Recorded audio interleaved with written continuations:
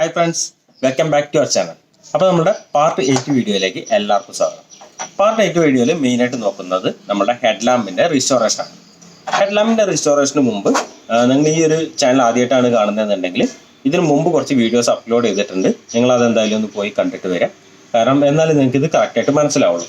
നമ്മുടെ ഇലക്ട്രിക് ചേതകിന്റെ റിസ്റ്റോറേഷനിൽ പ്രധാനമായിട്ടുള്ള ഒരു പാർട്ടാണ് ഹെഡ്ലാമ്പ്. അപ്പോൾ ഹെഡ്ലാമ്പ് ഞാൻ അതിൻ്റെ ക്ലാസിക് ടച്ചിനെ നിലനിർത്താൻ വേണ്ടിയിട്ടാണ് ഞാൻ ഇതിൻ്റെ ഒറിജിനൽ ഹെഡ്ലാമ്പ് റിസ്റ്റോർ ചെയ്യാൻ പോകുന്നത്. അപ്പോൾ ഇത് എല്ലാ വാഹനങ്ങൾക്കും സ്യൂട്ട് ആയിക്കോണമെന്നില്ല. നിങ്ങൾ നിങ്ങളുടെ റിസ്കിൽ ചെയ്യുക. ചിലപ്പോൾ കാശ് പോകുന്ന ഏർപ്പാടാണ്. അപ്പോൾ നിങ്ങൾ എന്തായാലും പോയിട്ട് നമ്മളുടെ ഹെഡ്ലാമ്പിൻ്റെ റിസ്റ്റോറേഷൻ കണ്ടുവരും. പഴയ ചേതകിൽ നിന്ന് ഇത് ഊരുന്ന സമയത്ത് അത് കാണാൻ കുഴപ്പമില്ലായിരുന്നു. പക്ഷേ കിട്ടിയൊരു പണി എന്ന് പറയും, ഇതിൻ്റെ പുറകുഭാഗം നല്ല റെസ്റ്റായിരുന്നു. പക്ഷേ ഊരി കഴിഞ്ഞപ്പോൾ ഇതിൻ്റെ ഉള്ളിലുള്ള കോട്ടിങ് ഓരോന്നോരോന്നായിട്ട് പൊടിഞ്ഞു പോരാൻ തുടങ്ങി.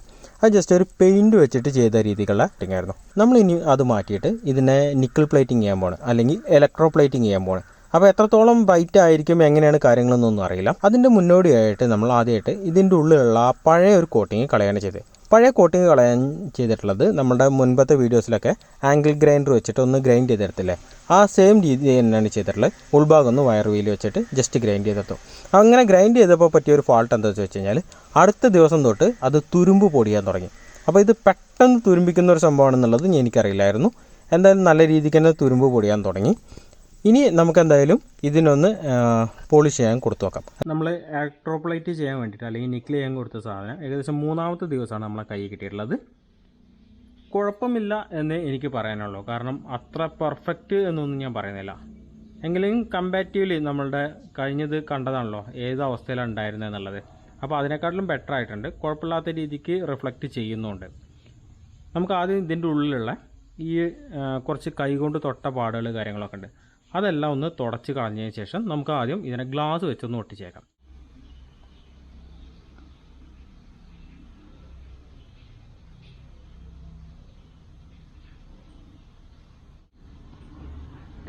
അങ്ങനെ നമ്മൾ ചുറ്റോറും ഒരു ലെയർ എടുത്തിട്ടിട്ടുണ്ട്. ഇനി നമുക്കിതിൻ്റെ ബാക്ക് ഭാഗം ഒന്ന് ക്ലോസ് ചെയ്യാം.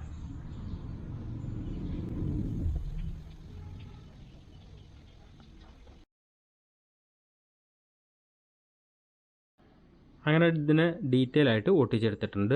അപ്പോൾ ഒട്ടിച്ചെടുത്തിട്ടുള്ള മെത്തേഡ് എന്ന് പറയുന്നത് ആദ്യം ഒരു റൗണ്ട് ജസ്റ്റ് ഒന്ന് ഗ്ലൂ അപ്ലൈ ചെയ്തു. അതിനുശേഷം ഇതിനെ വെച്ചതിന് ശേഷം പിന്നീട് ഇതിൻ്റെ സൈഡ് ഭാഗത്ത് നിന്ന് കംപ്ലീറ്റ് ആയിട്ട് ഇതിൻ്റെ ഉള്ളിൽ വെള്ളം കടക്കാൻ ചാൻസ് ഉള്ള എല്ലാ ഏരിയയും ഡീറ്റെയിൽ ആയിട്ട് ഒട്ടിക്കുകയാണ് ചെയ്തിട്ടുള്ളത്.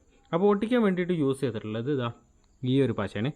ഇത് മൊബൈൽ ഷോപ്പിലൊക്കെ മൊബൈലിൻ്റെ പിൻഭാഗവും ഗ്ലാസ്സൊക്കെ ഒട്ടിക്കാൻ വേണ്ടിയിട്ട് യൂസ് ചെയ്യുന്ന ഒരു പശയാണ്. ഇതിൻ്റെ പ്രൈസ് എത്രയാണെന്നുള്ളതൊന്നും എനിക്കറിയില്ല. നമ്മുടെ ഈ ഒരു ലൈറ്റ് ഏകദേശം ഒരു നൈറ്റ് മൊത്തം വെച്ചിട്ടുണ്ട്.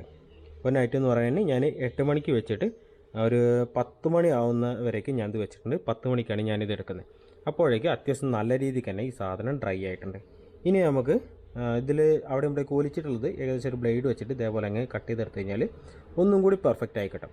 ഇനി എന്തായാലും നമ്മളുടെ വണ്ടി മഴയത്ത് പോകുമ്പോൾ ഇതിലൂടെ വെള്ളം കയറുന്ന പ്രശ്നങ്ങൾ ഉണ്ടായിരിക്കില്ല. അത് പക്ക സീലായിട്ടുണ്ട്. ഈ ഒരു കോട്ടിങ് പഴയതെന്ന് പറയാൻ ഒരു പെയിൻറ്റ് ടൈപ്പ് ഒരു കോട്ടിങ്ങാണ്. അത് വേഗം തുടച്ചാൽ പോകും. പക്ഷേ ഇത് സാധനം അത്യാവശ്യം നല്ല ക്വാളിറ്റി ഉള്ളതാണ്. ഇനി ഇതിലൊന്നും കൂടി ഗ്ലാസ് കിട്ടണമെന്നുണ്ടെങ്കിൽ ഇതിൻ്റെ ഉള്ളിലുള്ള ആ ഒരു പ്ലേറ്റ് അല്ലെങ്കിൽ ആ റിഫ്ലക്ടർ ജസ്റ്റ് ഒന്ന് പോളിഷ് ചെയ്താൽ മതി.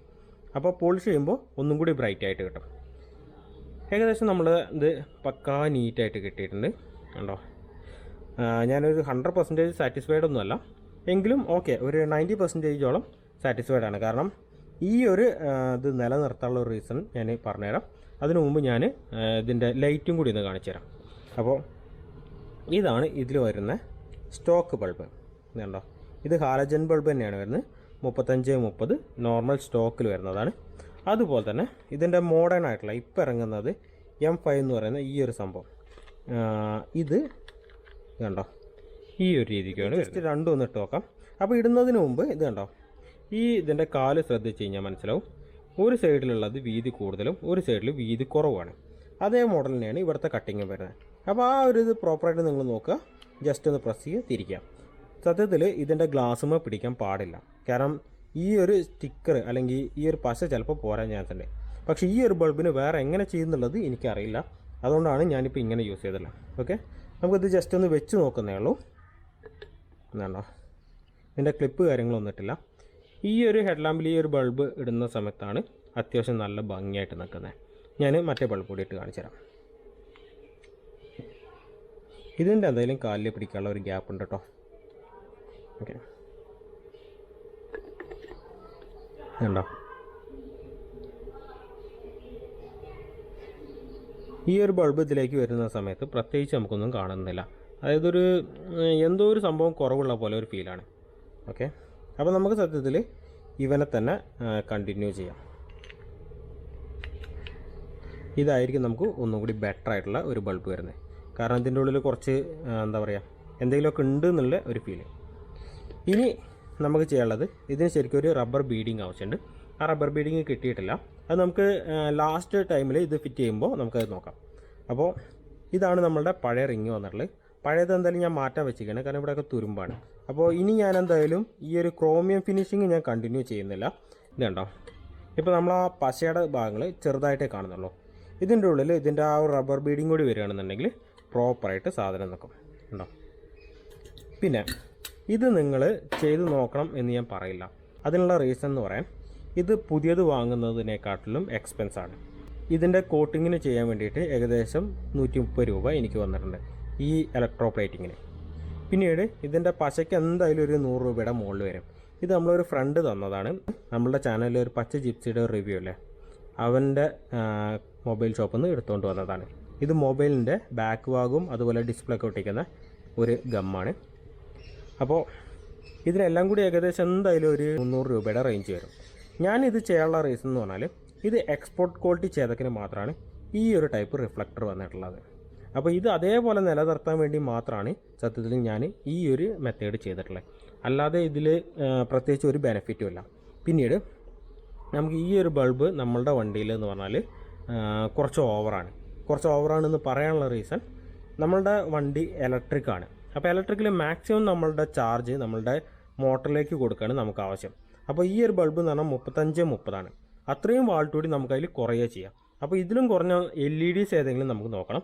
പക്ഷേ ആ ഒരു LED ഇതിൻ്റെ ഉള്ളിൽ ഇട്ട് കഴിഞ്ഞാൽ ഇതിൻ്റെ ഭംഗി പോവുകയും ചെയ്യും. അപ്പോൾ ഈ ഒരു ലൈറ്റിനെ നമ്മൾ ഇതേപോലെ തന്നെ നിലനിർത്തും. ഇതിൽ വയറിംഗ് എല്ലാം ചെയ്യുന്നുണ്ട്, പക്ഷേ നമ്മൾ ഇതേപോലെ തന്നെ നിലനിർത്തും. അഡീഷണലായിട്ട് നമ്മളൊരു ഫോഗ് ലാമ്പും കൂടി ആഡ് ചെയ്ത് കൊടുക്കും, ഒരു ചെറിയൊരു ഫോഗ് ലാമ്പ്. അപ്പോൾ ഇതാണ് മെയിനായിട്ട് വരുന്നത്. ഇനി ഈ ഒരു ബൾബിൻ്റെ ഇത് പറയുകയാണെന്നുണ്ടെങ്കിൽ അപ്രോക്സിമേറ്റ്ലി 80 രൂപയുടെ അടുപ്പിച്ച് ഈ ഒരു ബൾബിന് വരുന്നുണ്ട്. ഇതിൻ്റെ MRP പ്രൈസ് 82 രൂപയാണ്.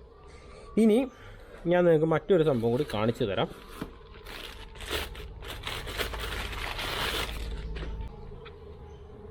ഇത് മറ്റൊരു ചേതക്കിന് വേണ്ടി ഞാൻ മേടിച്ചിട്ടുള്ളതാണ്.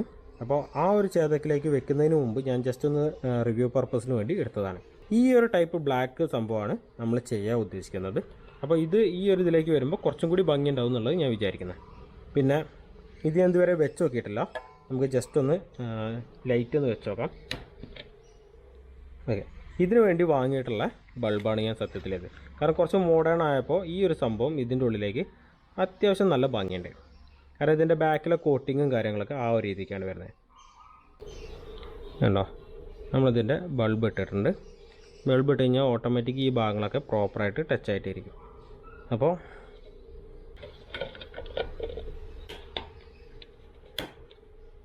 കേട്ടോ, ഇതിൻ്റെ ഉള്ളിൽ ഈ ബൾബ് ഇരിക്കുന്ന സമയത്ത് കാണാൻ കുറച്ചും കൂടി വൃത്തിയുണ്ട്. കാരണം ഇതിൻ്റെ ഉള്ളിലുള്ള ആ ഒരു കട്ടിങ് ചെറുതാണ്, അതുകൊണ്ട് തന്നെ അത്യാവശ്യം നല്ല ഭംഗിയുണ്ട്. പക്ഷേ ഇതിലേക്ക് ഈ ഒരു ബൾബ് വരുന്ന സമയത്ത് ഭയങ്കര ഒരു ബോറായിട്ടാണ് എനിക്ക് ഫീൽ ചെയ്യുന്നത്. അപ്പോൾ ഇതിന് ഏകദേശം വരുന്നത് 230 രൂപയാണ് വരുന്നത്. ബാക്ക് ഭാഗം പ്ലാസ്റ്റിക് ആണ്, അതുകൊണ്ട് തന്നെ പെട്ടെന്നൊന്നും ഇതിൻ്റെ ഈ ഒരു കോട്ടിങ് ഇളകിപ്പോകില്ല. അപ്പോൾ നിങ്ങൾക്ക് സത്യത്തിൽ ഇത് ചൂസ് ചെയ്യാവുന്നതാണ്. ഇത് നിങ്ങൾ ആവശ്യമുണ്ടെങ്കിൽ മാത്രം ചെയ്യുക. സമയവും അതുപോലെ തന്നെ കാശും നിങ്ങൾക്ക് നഷ്ടമായിരിക്കും. അപ്പോൾ ഇതാണ് ഏറ്റവും ബെറ്റർ വഴി. വാങ്ങിയിട്ടുള്ളത് ഞാൻ നമ്മുടെ ആ ഒരു ഹോണൊക്കെ മേടിച്ചിട്ടുള്ള ആ സെയിം സ്ഥലത്ത് തന്നെയാണ്. ഇത് കണ്ടോ, ഇതവിടെ സ്റ്റിക്കറും അതുപോലെ ഒരു കാർഡുമാണ്. അപ്പോൾ ഇത് നമുക്ക് ഞാൻ മറ്റൊരു വീഡിയോയിൽ ഡീറ്റെയിൽ ആയിട്ട് കാണിച്ചു തരാം. അവരിൽ നിന്ന് ഞാൻ കുറച്ച് പ്രൊഡക്റ്റും കൂടിയൊക്കെ വാങ്ങിയിട്ടുണ്ട്, അതെന്തായാലും നമുക്ക് കാണാം. അപ്പോൾ അതിനു മുമ്പ് ഇത് ജസ്റ്റ് നിങ്ങൾക്കൊന്ന് കാണിച്ചു തന്നു എന്ന് മാത്രമേ ഉള്ളൂ. അപ്പോൾ എന്തായാലും ഹെഡ് ലാമ്പിൻ്റെ ഭാഗങ്ങളൊക്കെ ഇത്രയേ ഉള്ളൂ.